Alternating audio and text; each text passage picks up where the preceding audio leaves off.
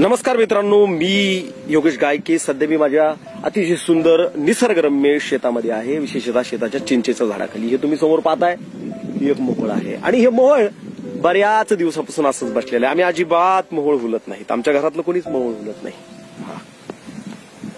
मला चांगलं आठवतंय, लहान असताना मी एकदा मोहोळ हुलवलं होतं आणि त्याचा कांदा जो मध आहे तो घरी घेऊन आलो होतो. आमच्या आजीनं जेव्हा तो मध पाहिला आणि मी मोहोळ हुलवलं हे तिच्या लक्षात आलं, त्यावेळेस माझी आजी मला खूप बोलली. मी आजीला म्हणलं, आजी मी तर तुझ्यासाठी मध आणलाय रे खायला आणि तुम्हाला असं का बोलते. त्यावेळेस आजीनं सांगितलं, बाळा एक जर मोहोळ हुलवलं तर 12 गाव ओस पडल्याचं पाप लागतं, म्हणून अजिबात मोहोळ यापुढे हुलायचं नाही. पूर्वज होऊन गेले, खूप महान होऊन गेले, त्यांचे विचारही खूप महान होते. त्यांना फारसं काही कळत नव्हतं, कारण त्यांचं शिक्षण फारसं काही झालेलं नव्हतं, पण त्यांना एवढं मात्र कळत होतं, पुण्य परोपकार पाप ते परपीडा आणि नाही जोडा हृदयाशी. दुसऱ्याला परोपकार करणं याच्यासारखं पुण्य नाहीये आणि दुसऱ्याला परपीडा देणं याच्यासारखं मोठं पाप नाहीये. एखाद्याला त्याच्या घरातून हाकलून दिलं किंवा त्याचं असणारं अन्न हिसकावून घेणं हे एक प्रकारचं पाप आहे, हे त्यांना कळत होतं. म्हणून त्यांनी ही उपमा लावलेली होती, एक मोहोळ उठवणं म्हणजे 12 गाव ओस पडल्याचं पाप लागलं जातं, म्हणून मोहोळ हुलू नका असं ते सांगायचे. या मोहोळाचं वैशिष्ट्य आहे, या मोहोळासाठी हा असणारा जो पूर्ण कांदा आहे हा त्याचा संसार आहे, हे त्याचं घर आहे, हा त्याचा देश आहे. याच्यामध्ये काही माश्या सैनिक असतात, काही माश्या कष्टाळू असतात, काही माश्या मालक असतात, एक माशी राणी माशी म्हणून सुद्धा निवडलेली असते.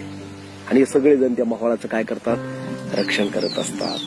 याच्यामध्ये पोळी असते, त्या पोळ्यामध्ये त्यांची पिल्लं असतात, छोटे छोटे अंडे असतात आणि वर त्या पिल्लांसाठी त्या अंड्यासाठी त्यावर मध म्हणजे कांदा तयार करून ठेवतात. आणि आपल्यासारखे लोक जातात, त्यांचं असणारं अन्न हिसकावून घेतात, त्यांची असणारी जी पोळी आहे तिचा सुद्धा नाश करतात. त्यावेळेस या माश्या उठून जातात. आज दिवसेंदिवस या माश्या कमी होत आहेत. ही खूप गंभीर गोष्ट आहे, कारण या माश्या शेतकऱ्याच्या सर्वात जास्त जवळच्या मित्र आहेत. ह्या जर माश्या संपल्या तर शेतकरी संपल्याशिवाय, उद्ध्वस्त झाल्याशिवाय राहणार नाही. एवढंच नाही, शास्त्रज्ञाचं असं मत आहे, जर मोहोळ राहिलं नाही, माश्या राहिल्या नाही तर जग नष्ट झाल्याशिवाय राहणार नाही. कारण तुम्हाला माहितीये, शेतकरी ज्यावेळेस त्याच्या शेतामध्ये एखादं रोप लावतो किंवा बीज लावतो, त्या बीजाचं रूपांतर रोपामध्ये होतं, रोपाचं रूपांतर एखाद्या वृक्षामध्ये होतं किंवा एखाद्या वनस्पतीमध्ये होतं. त्या वनस्पतीला फुलं लागतात, फुलं लागल्यानंतर त्याला सहज फळं येतात का नाही, तर त्यावेळेस या माश्या त्यांचं सर्वात सुंदर काम करून जातात. ते कोणाला दिसत नाही, शेतकऱ्याला सुद्धा दिसत नाही. त्या फुलातला असणारा जो कण आहे तो उचलतात, दुसऱ्या फुलामध्ये नेऊन टाकतात, त्या फुलातला कण उचलतात, तिसऱ्या फुलामध्ये नेऊन टाकतात, त्यातला उचलतात, चौथ्या फुलामध्ये नेऊन टाकतात आणि आपोआप पराग होतं, एक प्रकारचं फर्टिलायझेशन होतं आणि त्या फुलाचं रूपांतर एका सुंदर असणाऱ्या फळामध्ये होतं आणि त्या फळापासूनच शेतकऱ्याला उत्पादन प्राप्त होत असतं. मग ते कोणतंही वनस्पती असोत, मोठाले वृक्ष असोत, झाडं असतात, या सगळ्याचं फर्टिलायझेशन करायचं काम, पराग करायचं काम या मधमाशाचं असतं. म्हणजे ह्या किती महत्वाच्या आहेत. जर मधमाशा जर उठून दिल्या आणि जर या जगामध्ये राहिल्या नाही तर शास्त्रज्ञाचं मत आहे पुरं जग उपाशी मरेल.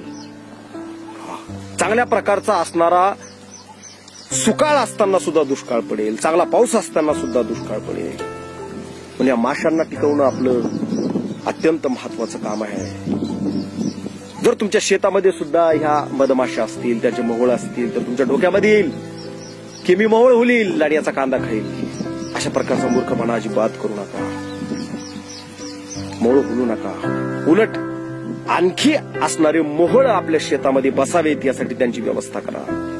चांगल्या प्रकारे झाडं लावा, चांगल्या प्रकारचे वृक्ष लावा, म्हणजे जास्तीत जास्त मोहोळ तुमच्या शेतामध्ये होतील. शेतकऱ्यांचे सर्वात जास्त जवळचे मित्र आहेत हे वृक्ष, हे मोहोळ, या मधमाशा, फुलपाखरू, चिमण्या, पक्षी आणि ही जमीन, हे शेतकऱ्याचे सर्वात जास्त जवळचे मित्र आहेत.